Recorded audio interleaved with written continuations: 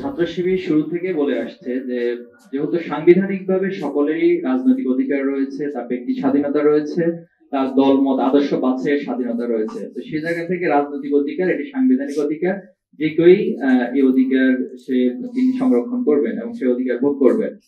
কিন্তু কিছু কিছু ক্যাম্পাসে আপনি জানেন আবরার ফাহাদ হত্যাকাণ্ডের পর বুয়েটে আমরা দেখেছি সাধারণ শিক্ষার্থীর দাবির প্রেক্ষিতে সেখানে প্রশাসন ছাত্ররা নিষিদ্ধ করতে বাধ্য হয়েছে। এরপর এই জুলাই অভ্যুত্থানের পর আপনাদের কাছে আমরা অবহিতের জন্য জানাচ্ছি যে আমরা একটা ইন্টারনাল সার্ভে করেছিলাম, সেখানে 80% বেশি শিক্ষার্থী সে সময় ছাত্র রাজনীতির বিরুদ্ধে তাদের মত দিয়েছে।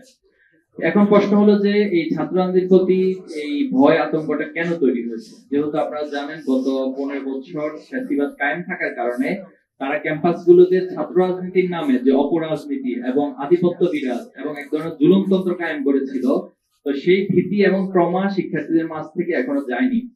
আমরা শিক্ষার্থীদের এই চাওয়াটাকে অসম্মান করতে চাই না, বরং তাদের প্রতি সম্মান রেখেই তাদের মাঝে যেন ছাত্র রাজনীতির ভীতি দূর হয় সেজন্য ছাত্র শিবির কাজ করে যাচ্ছে। সেক্ষেত্রে বিশ্ববিদ্যালয় প্রশাসনের কাছে বেশ কিছু দাবি আমরা উত্থাপন করেছি। আমরা বলেছি যে শিক্ষার্থীদের কাছ থেকে মতামত নেওয়া যেতে পারে, সেটা এখন অনেক ধরনের প্রসেস আছে, গণভোট হতে পারে অথবা তাদের কাছে ইমেলের মাধ্যমে তাদের মতামত জানা যেতে পারে। তো অধিকাংশ শিক্ষার্থী যদি হলে রাজনীতি চায়, আমরা ছাত্র শিবিরও দ্রুত সময় সেখানে কমিটি দিব। আর তার আগ পর্যন্ত শিক্ষার্থীদের মতামত যাচাইয়ের জন্য আমরা বিশ্ববিদ্যালয় প্রশাসন সহ সংশ্লিষ্টদের কাছে আহ্বান জানাচ্ছি।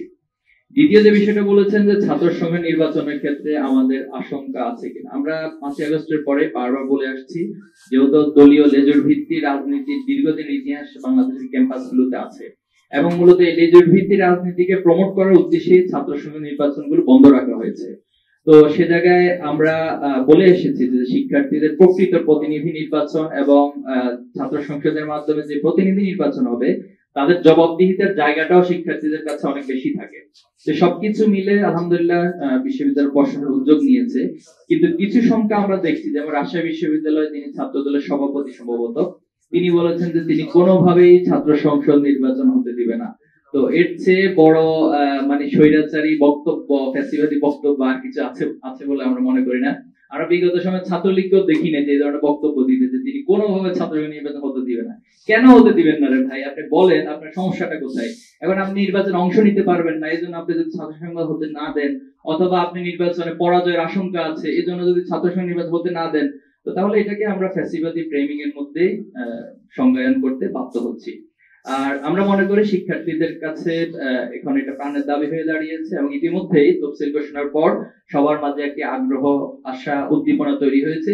আশা করি এর মধ্য দিয়ে প্রশাসন যথাযথ ব্যবস্থা নেবে এবং যথাসময়ে ছাত্র সংসদ নির্বাচন অনুষ্ঠিত হবে। সেই 5 আগস্টের পর আমরা জুলাইকে ধারণ করে, জুলাইয়ের স্পিরিটকে, জুলাই শহীদদেরকে ধারণ করে আমাদের কর্মসূচি গ্রহণ করেছি এবং আমাদের প্রত্যেকটা কর্মসূচি শিক্ষার্থী বান্ধব ছিল, শিক্ষার্থীদের আগ্রহের জায়গা তৈরি করেছে। আপনি জানেন যে আমরা ঢাকা সোহরাওয়ার্দী সায়েন্স ফেস্ট আয়োজন করেছিলাম এবং মজার বিষয়, একটা মজার তথ্য হলো সেই সায়েন্স ফেস্টে যে চ্যাম্পিয়ন হয়েছিল সে কিছুদিন আগে ইউএসএ থেকে একটা ওয়ার্ল্ড কম্পিটিশনে থার্ড হয়েছে। তো এই যে শিক্ষার্থীদের মাঝে আমাদের আয়োজনগুলোর মধ্য দিয়ে একটা শিক্ষা বান্ধব মেধার চর্চার একটা যথেষ্ট সুযোগ তৈরি হচ্ছে। আমরা প্রত্যেকটা ক্যাম্পাসে গিয়ে আস্ক শিবির, নো শিবির এই প্রোগ্রামগুলো আয়োজন করেছি। মিট দ্য ব্রিলিয়ান্ট, তাদের সাথে আমরা মুখোমুখি হয়েছি এবং তাদের প্রত্যেকটা প্রশ্নের খোলাখুলি জবাব আমরা দেওয়ার চেষ্টা করেছি। শিক্ষার্থীদের কাছে আমরা গিয়েছি এবং ছাত্র রাজনীতিটা একটি সমাজের জন্য, একটি রাষ্ট্রের জন্য কতটা গুরুত্বপূর্ণ এই বিষয়গুলো আমরা বারবার তাদের কাছে তুলে ধরার চেষ্টা করছি। আমরা ছাত্র কল্যাণমূলক কাজগুলো বাড়াচ্ছি, গবেষণামূলক কাজগুলো বাড়াচ্ছি। এর মধ্য দিয়ে আমাদের রিসেন্ট একটা সার্ভে আছে, সেখানে সেটা 60% এসে দাঁড়িয়েছে, যেটা আগে 80% এর ভিত্তি ছিল, এটা এখন 60% এসে দাঁড়িয়েছে। এটা আমরা আশা করছি যে এই প্রক্রিয়া যদি অব্যাহত থাকে তাহলে আশা করি এই ভীতিটা দূর হবে। কিন্তু দুর্ভাগ্যজনক হলো সত্য যে আমাদের বন্ধু প্রতিনিধি ছাত্র সংগঠনগুলো আছে, ওনাদের বক্তৃতা, বিবৃতি অথবা ওনাদের কার্যক্রম শিক্ষার্থীদেরকে মাঝে মাঝে আবার ভীতি সঞ্চারের একটা জায়গা তৈরি করছে। আমরা এই জন্য সবাইকে এই কার্যক্রম থেকে এবং এই কাদা ছোড়াছড়ি থেকে ফিরে আসার আহ্বান জানাচ্ছি। আর নতুন করে আপনি যেটি বলেছেন যে আসলে দেখুন আমাদের যেটা হচ্ছে একটা কালচার, যে একটা সংবাদ সম্মেলন হোক অথবা একটা বক্তৃতা বিবৃতি হোক, প্রতিপক্ষকে গায়েল করে কত বেশি বক্তব্য দেওয়া যায়। এখন আমি 5 মিনিট বক্তব্য দিতে দিব, 4 মিনিটে হচ্ছে প্রতিপক্ষকে ঘায়েল করে বক্তব্য দেওয়ার একটা প্রবণতা। এটা তো বিগত সময়ে ছিল, ফ্যাসিবাদের সময় ছিল। এখন যাদের নিজস্ব কোনো আসলে এজেন্ডা থাকে না, যাদের নিজস্ব কোনো দলীয় কর্মসূচি থাকে না, উপস্থাপনের মতো সক্ষমতা থাকে না, তো তাদের কাজই দিতে হবে যে প্রতিপক্ষকে বারবার বারবার হচ্ছে বিভিন্ন ট্যাগ দেওয়া, বিভিন্ন তাদের উপরে প্রোপাগান্ডা চালানো, মিথ্যাচার করা। তো এই জায়গাটা আমি মনে করি সংস্কৃতি পরিবর্তন হওয়া দরকার। কারণ আবু সাইদ মুগ্ধ তারা জীবন এজন্য দেয়নি যে আগের কালচার, আগের সংস্কৃতি সবকিছু থাকবে।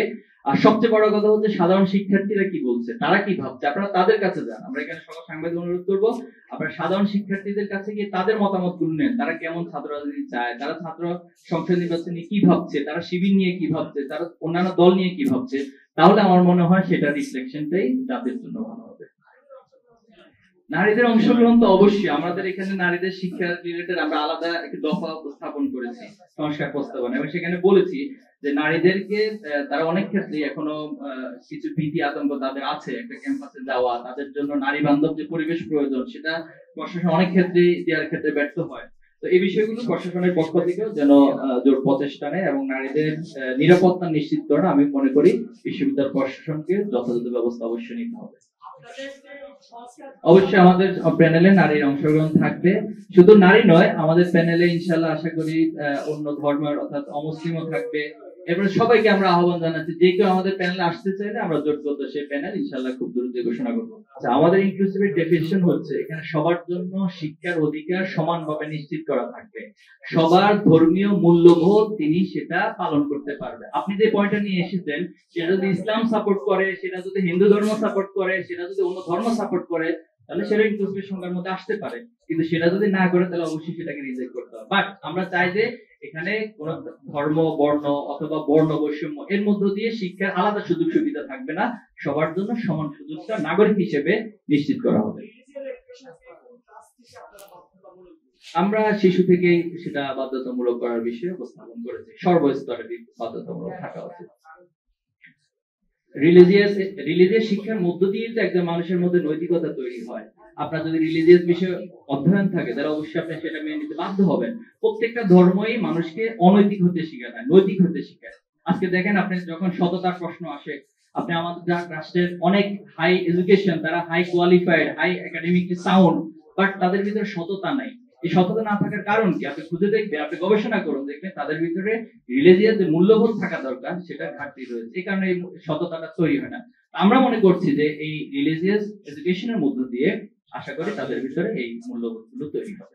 মাদ্রাসা শিক্ষার একটা ইতিহাস রয়েছে, একটা উদ্দেশ্যে মাদ্রাসা শিক্ষা তৈরি হয়েছে, কিন্তু দুর্ভাগ্য হলো বিগত ফ্যাসিস্ট সরকার এই মাদ্রাসা শিক্ষাকে অগ্রাধিকার দেয়নি, বরং মাদ্রাসা শিক্ষা যেন আরো ভঙ্গুর হয়ে যায় সেই কার্যক্রমগুলি তারা চালিয়েছে। এখন ফাজিল কামেলে দেখুন, আপনি যারা পড়ছে তাদের ক্লাসগুলো নিয়মিত হয় না, এবং এখানে এটাকে একদম ঐচ্ছিক ভাবে তারা জাস্ট একটা সার্টিফিকেট নির্ভর পড়াশোনা হয়ে গিয়েছে।